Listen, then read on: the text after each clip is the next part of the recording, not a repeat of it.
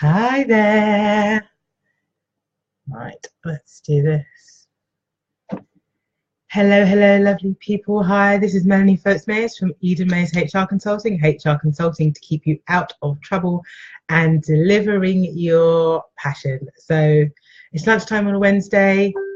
I thought I'd share a little bit of lunchtime learning with you guys while I am working from home, which has been a rarity lately.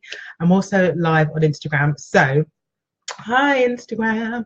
So there'll be a bit of looking up and down. I've tried to make it as seamless as possible with one camera behind the other, but you never know.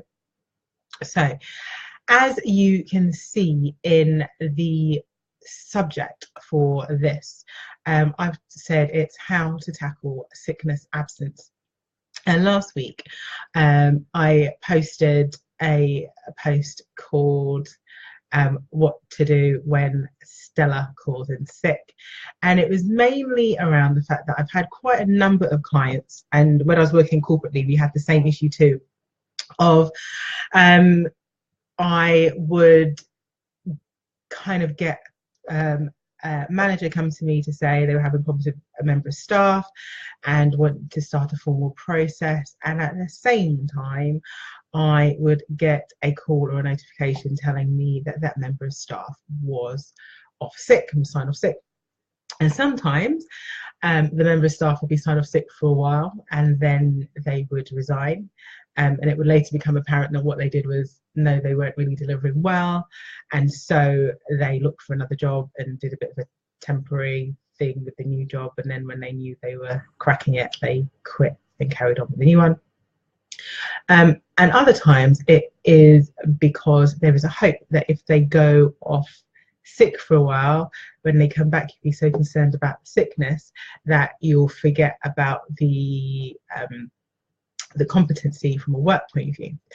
So that was kind of where it started. But then once I started obviously talking to clients about that, then we started overall talking about sickness absence and how to manage that. So whether you are watching on Instagram or you're watching on Facebook, if you're watching live or on the real replay, please comment. Please let me know what your thoughts are. We will be going back to this, and we can have and I'll be able to answer any questions or queries that you've got. So let's get started, because it's lunchtime and you want to have a break in your fresh air and something nice to eat, as do I. So let's start off with the legal logistical bit around sickness absence. So in the UK,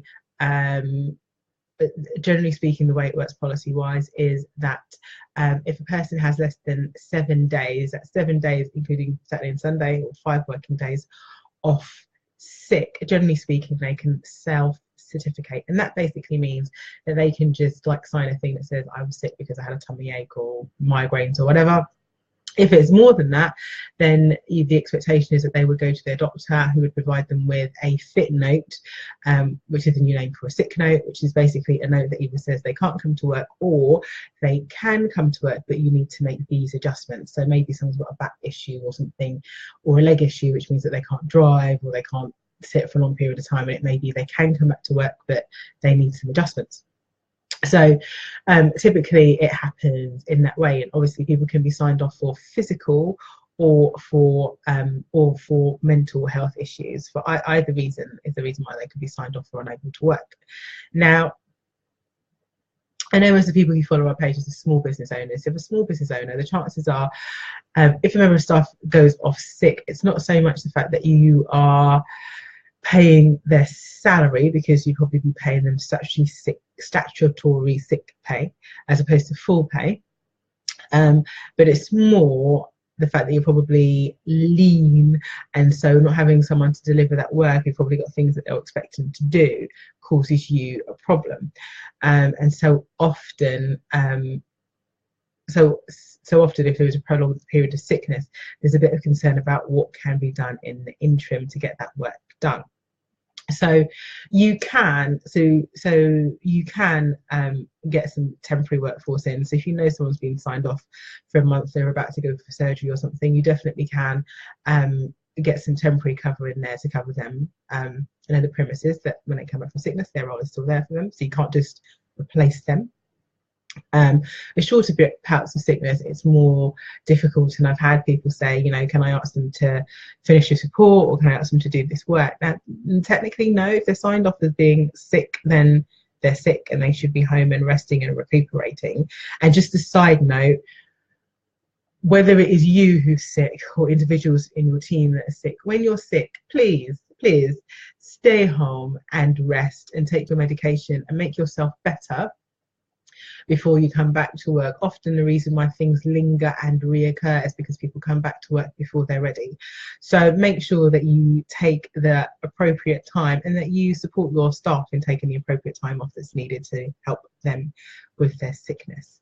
Now, if you're trying to understand what you need to do for those members of staff, you're trying to understand how can I help them come back to work, there are a few things you can do. So number one is you can contact their GP with their permission. So with their permission, you can contact their GP to get a bit more information on their illness and what you might be able to do to support them returning. You can also use an external occupational health service. So many of you, if you've got employee assistance program, there is probably the opportunity to also set up some to be able to set up some of that kind of occupational health type stuff. I know that Bupa, there are other organisations provide it at a cost. So you can also do things like that to make sure that you can help and support them coming back to work.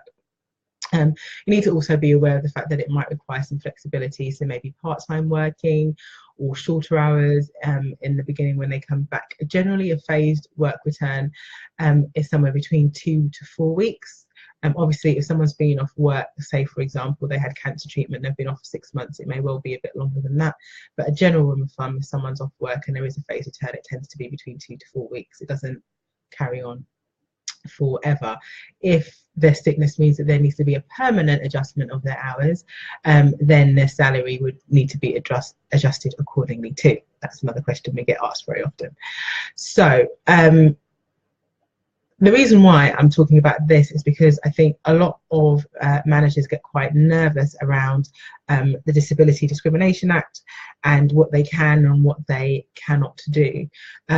It's really important to remember that you ought to have a good policy in place. You should have a good policy in place, and if you don't, we can help you. Just get in touch. So it's important that you follow that policy. It's important that you treat everybody equally, and but there isn't anything wrong with asking the questions. There isn't anything wrong with seeking additional medical information to support them returning to work. There isn't anything wrong with keeping in touch with them while they're off work to make sure that they're okay and keeping them in the loop with anything that's happening. If you find yourself in a situation where rather than this kind of long-term, longer sickness stuff is happening, where it's short-term bouts of sickness, or where you do feel that someone's not delivering their work and then they're going off sick to kind of cover it, there are a few things that you can do. So number one, again, good policy, you should be able to get them to get a doctor's note even from their first day of sickness. Now that will incur a cost, probably about £15 to £20, which you will have to cover. But then that means if that person's off even for a day, they need to go to their GP and they need to get a note so that you've got some documentary evidence around that. The other thing to remember is that you do have a policy, so where there are several incidents of sickness, you should have a policy that means that you are talking to that individual about what they can do to eradicate that, if there's any support they need, if there's anything that the organisation can do. You also need to be aware that stress-related, work-related stress and personal-related stress is on the increase, and so you really need to have a good understanding of what you are doing to support your staff when it comes to that. So whether it is about making sure that they take their breaks and they use their holiday allowances. I have a few friends at the moment who are going on, and no, I don't know how I feel about this, but they're going on long holidays, like going away for the whole of March, because they haven't used their holidays, and if they don't use it by the end of March, they will lose it.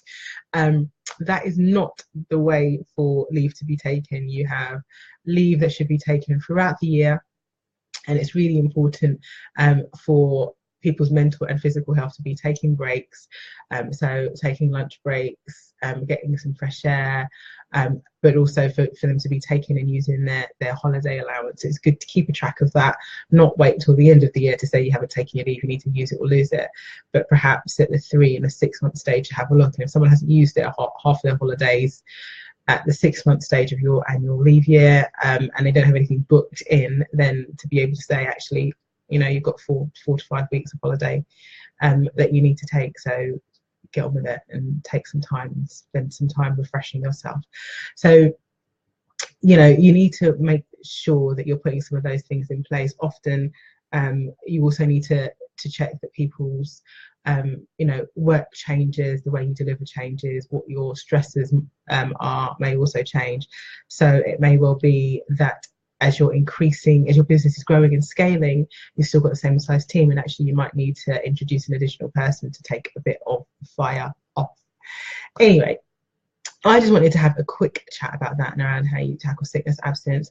If you look in the link in our, well, if you're on Facebook, if you look up in the link in the subject, we have a link for our Facebook group, which is HR Advice for Entrepreneurs. Every Wednesday at 8 p.m. we have a live Q&A session where I'm live answering any questions that have come in the week. I'm also in the group every day, so if there are any additional questions, I will I or one of my team will reply to them, but I'm always live on a Wednesday after bedtime. So if you have any particular questions, you can just pop that in the group, and then I will answer that live while I'm on the call. So yeah, if you're interested in that, just definitely join that group. If you are watching on Instagram, then you will find the link in our bio and on our website. So anyway, enjoy the rest of your lunch break. Have a wonderful rest of the day. I hope to see some of you in the group this evening. And as I said, if you're watching on the replay, comment replay, comment any questions, queries that you might have. And I'll see you all again real soon. Bye bye now.